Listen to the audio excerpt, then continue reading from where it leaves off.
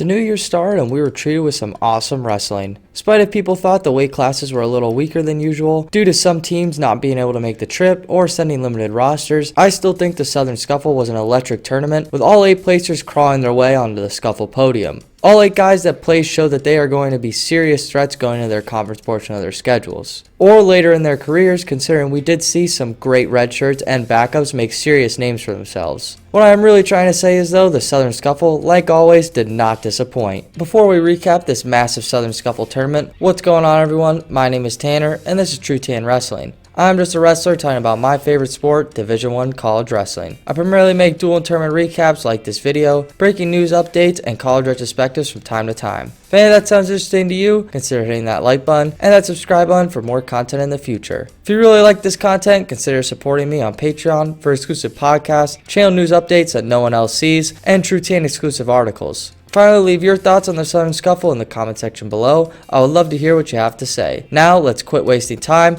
and jump into the New Year's tournament, the Southern Scuffle. For starters, Missouri ran away with this tournament, but there was no real threats in their way. They sent all their starters and then some to really pack the heat there in Tennessee. Teams like North Carolina State, Penn State, and Oklahoma State that normally bring full rosters decided to bring limited or no starters at all. The dual portion of the season seems to be pushed up more and more each normal season. Last season doesn't count, of course, so I understand some of these decisions. Coaches are trying to keep their guys healthy, especially entering into the conference portion of their schedule. For example, I wish Shane Griffith would have come, obviously, but he wrestled at CKV, which is a massive tournament in its own, so I'm sure the coaches are just trying to keep him healthy and fresh for Pac-12s and Nationals. And regardless of who shows up, it is hard not to have a tough Southern Scuffle bracket. Even in the, quote, weakest fields, end quote, there were some under-the-radar guys that really raised their stock or made a name for themselves. This is what I love about these big tournaments. No matter who shows up, there will be elite wrestling from guys you've heard of, sort of heard of, or never heard of at all. And I'll talk about those guys in the weight-by-weight breakdown, so let's get started.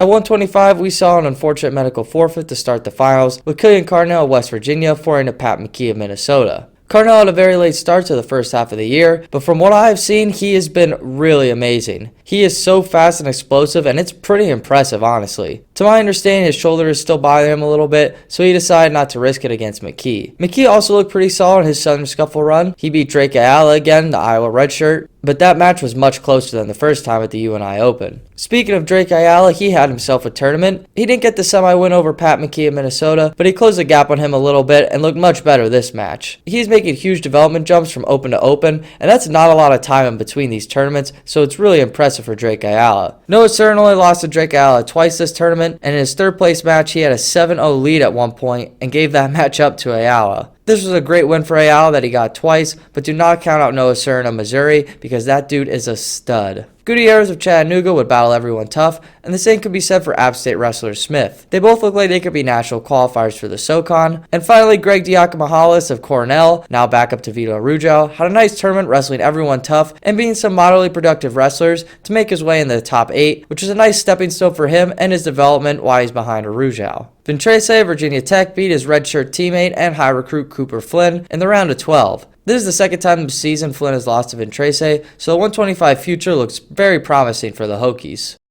Ray Von Foley of Michigan State made it known that he was the 1 seed at the 133 bracket, leaving no doubt in anyone's mind that he's the best in the bracket by winning the tournament. However, he would defeat a massive bracket buster in Nagao of Minnesota, who is a backup behind Gleva at the moment. They both look super impressive on their journey to the finals. Foley's leg attacks are looking fast and crisp as always, and Nagao is a mean guy on top, so I'm sure the 133 field is on alert now. Brandon Palmer made the home crowd jump to their feet as he would win a third-place Southern Victory match over promising Iowa redshirt Shriver. Palmer also beat 2 seed and several-time national qualifier Russell in the Conti semis, so he's looking like a massive threat in the SoCon. Shriver also looked great this tournament for the Hawkeyes. His only loss entering this tournament was to teammate DeSanto, and then he would lose to Michigan State starter Foley and Palmer of Chattanooga, as stated, so no bad losses on his resume yet. 141 might have been the toughest weight at the tournament, and staying at the very top was Stanford standout Real Woods. I think when Real Woods is on, he could compete with the top guys at this weight, and he proved it at Southern Scuffle. He would beat super offensive and standout from Northern Colorado Alirez in the semifinals by displaying a serious leg defense and willingness to just not give up a takedown. He then beat Alan Hart of Missouri, who also upset returning All-American Carlson from South Dakota State in his semifinal match. The top 4 at this weight were just all studs and serious threats to the Big Ten 4, leading the rankings right now. 2 red shirts to for sure look out for are Canelo, who is trained at Spartan Mac Club, so probably a Cornell red shirt, and Wyatt Henson, a top Iowa red shirt. Cornell lost to Quinn Kinner from Rider, an Ohio State transfer, who is a really good 141 to watch out for in the MAC. But then Cornell would outplace Kinner and gave Carlson a super tight Conti semi match. Henson would get pinned by Alan Hart in the quarters, but still pushed a very tough Alirez in the Conti semis, so these 2 young wrestlers are appearing to have promising careers ahead of them at their elite programs. 149 saw an electric final between Josh Finesilver of Duke and Josh Edmond of Missouri. This would end up being an 11-10 match with not much standing around going on. This was a huge win for Finesilver and the Duke program. His only loss on the year was to very good returning All-American Milner of Appalachian State, who I really wish was in this field. Buffalo's Arceri is having a nice development year and made it into placement along with North Dakota State Sachs, who actually took 4th for the Bison. Boyd of West Virginia also beat an elite Price of South Dakota State to make it into the placement matches, which is a nice growth match for the young wrestler of the Mountaineers. And then super high recruit Voinovich of Oklahoma State made the semis and took 3rd for the Cowboys, looking very tough for a true freshman. There is also Cody Chittum, who is an extremely high school recruit, and he will be a nice addition to Minnesota. He looked pretty fine this tournament, but he is a high schooler, so very promising obviously, and he would get hurt during his Finesilver quarters match, so he could not wrestle to place unfortunately. 157, we had the return of Brock Mahler for the Missouri Tigers, but at a new weight class from his 2-time All-American weight 149. In my opinion, he did look a little smaller, and I heard last year 149 was not that tough of a weight for him to make. So who really knows what's going on with Brock Mahler right now? He's still technically in red shirt, so it doesn't really matter, but he looked alright in this field. He would lose to Big Ten 3rd place finisher and very young Michigan State wrestler Saldate in the semis, who's looking like one of Michigan State's most elite wrestlers right now. Franek, the Big 12 runner-up for North Dakota State, would eventually beat Saldate in the finals, and every year it seems like Franek has made more and more improvements at his hometown college. He also beat Jake Hughes, the 3rd place finisher at this tournament, for the 2nd time this season in an overtime thriller. Richard from Cornell also beat Mahler, which was probably his best win of his career. Richard was the starter for Cornell when Yanni took one of his Olympic red shirts in the 2019-2020 season, so he has shown signs of greatness, and this tournament was definitely one of his shining moments, only losing to Jake Hughes twice. NC State freshman Kovacs also took 6th at this tournament, and he beat Ed Scott earlier in the year, so be on the lookout for him as the years go on for the Wolfpack. 165 was another loaded field, and Shane Griffith of Stanford, along with Ramirez of Cornell,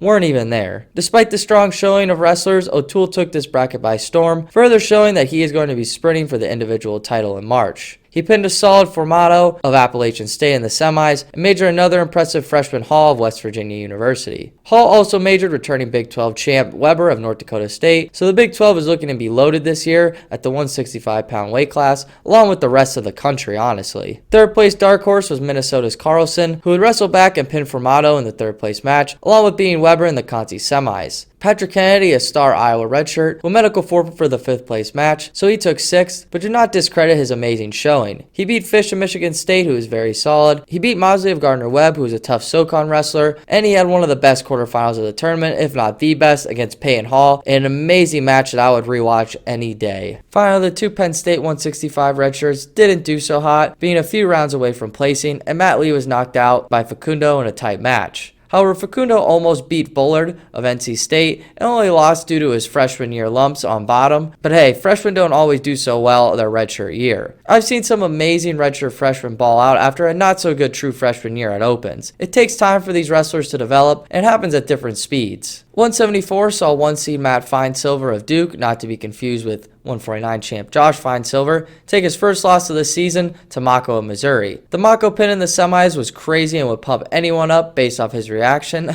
Mako seems to get better and better as the season goes on, and he has wrestled the top wrestlers of this weight extremely tough, so he will be a landmine in March for the Tigers. He would drop a match in the finals though to DeVos of South Dakota State, who is only a freshman still due to the COVID eligibility last year. I was really impressed with DeVos at CKLV, and he continues to look great with his strong Southern Scuffle win for the Jackrabbits. O'Reilly from Minnesota also stepped up after his fine silver quarterfinal loss. He would wrestle all the way back to take third, beating Ishins of Stanford, who I thought wrestled Mako really tough too. O'Reilly also beat Swafford, an Iowa backup, who looked like another solid second or third string for the Hawkeyes. Finally, there was Baresa of Greco fame, who had some folk-style success here at the Southern Scuffle, placing for Cornell in a tough weight class. And Brenner of North Dakota State looked great, beating fine silver 6-4 in the Conti semis to make his way into the third place match, where he would eventually take fourth, but Brenner looked very good for the Bison. At 184, I thought we would see a rematch between Lowe of Cornell and returning All-American Bolin of Virginia Tech, but instead Maryland standout Cochran, the high New Jersey recruit, had something else in mind. He looked solid winning this bracket, being All-American Bolin, national qualifier Ken of Missouri, along with a very solid Lowe of Cornell win, and I think Lowe has looked very solid this year, only losing to elite opponents and beating some elite opponents like Bolin at collegiate duels. This is great for Maryland, and that goes without saying, and it is awesome for Cochran, and he really shakes up the 184 Big Ten weight class and makes it really interesting entering the dual portion of their schedule. Other Big Ten matches were Malzawinski of Michigan State placing 5th and Salazar placing 6th, but Salazar medical forfeit that match and actually beat Malzawinski in the quarters, so that adds more heat to the Big Ten at this weight. Bolin of Virginia Tech would beat very tough Ken of Missouri in a sudden victory match for 3rd place. I think Bolin can definitely still All-American again, regardless of his recent losses. I mean, we just have to think, this weight class is super strong. I mean, Kent I could also see slipping in the top 8, and his best finish so far was around a 16. That's how tough the top 16 and on look at this weight class. Unfortunately, 197 was a little anticlimactic in the finals, with Rocky Elam of Missouri getting an injury victory over Michael Beard of Penn State. Beard got hurt very early in the match with his knee buckling, so that is super unfortunate for him, and I hope he can come back healthy if needed. However, he looked stellar in this tournament, getting revenge on Cam Caffey of Michigan State, who beat him at Big Tens last year. Beard showed that he made some serious gains from his All-American season. It is incredible to me that he isn't a starter for Penn State, but that shows how elite Max Dean is. Rocky Elam of Missouri also looked impressive, winning the Southern Scuffle title. He basically cruised through everyone, and he looked super impressive doing it. His best win entering the finals was over Sloan of South Dakota State, who slowly seems to return to his true form as the weeks go on, which is really awesome because when Sloan is at his best, he's really good. Caffey would beat him for 3rd place though, and Cam Caffey might not seem as elite as past years, but I still think he has some solid wins this year and at this tournament. Cam Caffey also beat Kohler of Northern Colorado, who's going to be a major threat in the Big 12, even though I know that weight's really tough in that conference. But Kohler also had a great tournament, placing in the top 6, and he also placed at CKLV. Andy Smith of Virginia Tech also placed in the top 6, showing that the lineup battle between him and Howard might be a little tighter than Hokie fans think, but regardless, he had a nice showing here at Southern Scuffle. Finally, Jerome Smith also placed 7th, and it is nice to see him rebound from some injury seasons and also grow the Maryland program. He always looks tough whenever I watch him wrestle, so that's really exciting for Smith. 285, I actually have a lot to say, but first thing I'll say is 285 was all Wyatt Hendrickson, who looked like he seriously moves like a butterfly and stings like a bee, not to be cliched. This dude can shoot from space or anywhere really. He could throw in some mean boots too. He basically ran away with this bracket. However, Fernandez of Cornell still looks to be growing as a young freshman and looked impressive on his way to the finals, but eventually get pinned by Hendrickson. Also, Hendrickson wrestled only one duel this season, but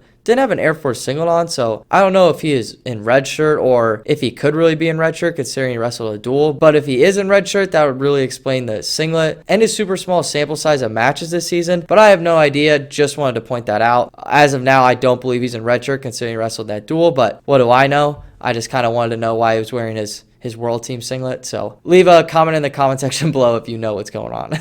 Mets of North Dakota State and Costello of Iowa both also looked very nice, placing 3rd and 4th. Costello did lose in the Conti finals, but Mets is super tough for the Bison. But Costello did have some good wins, being a young come-up for West Virginia, Wolfgram. Wolfgram did have a shorter tournament than I predicted, but I'm still very high on him this season, and he's looked like he's really developed, despite one bad tournament. Costello is clearly a solid backup for Cassiope, and nice for Hawkeye fans to watch. Metz is also a fun heavyweight too, and he will be nice in the Big 12, and his only loss this tournament was to Hendrickson, so look out for Metz in the Big 12 portion of the schedule. The NC State heavyweight battle is always in question at this tournament, and this year was no different. Trevor will lose in the 5th place match to teammate Houghton of NC State, who everyone probably thought was a 3rd string entering this tournament, but now I'm guessing he might be in the starter conversation since he made it the furthest on the front side and beat current starter, who is Treffin, who actually beat Wilson, who we all thought would be the starter, and yeah, it's a huge heavyweight roster battle. I don't know what's going on. Maybe this is why they wrestled Houghton a little more at collegiate duels, but I don't really know. This just goes to show that the NC NC State room is a lot deeper, and they are so young, and they're going to be so exciting to watch as the years go on. I believe Pat Pop is really doing a great job with the NC State program. Austin Harris of Oklahoma State, their starter last year, made his second tournament debut, and he looked fine, placing 7th in my opinion. He had an alright Reno a few weeks ago, and I think he is still returning from an injury. He beat McAlvey of the Citadel, who placed in another major in-season tournament. The previous tournament was CKLV, and he looked nice beating some quality wrestlers, so he will for sure be a threat in the SoCon once again this year.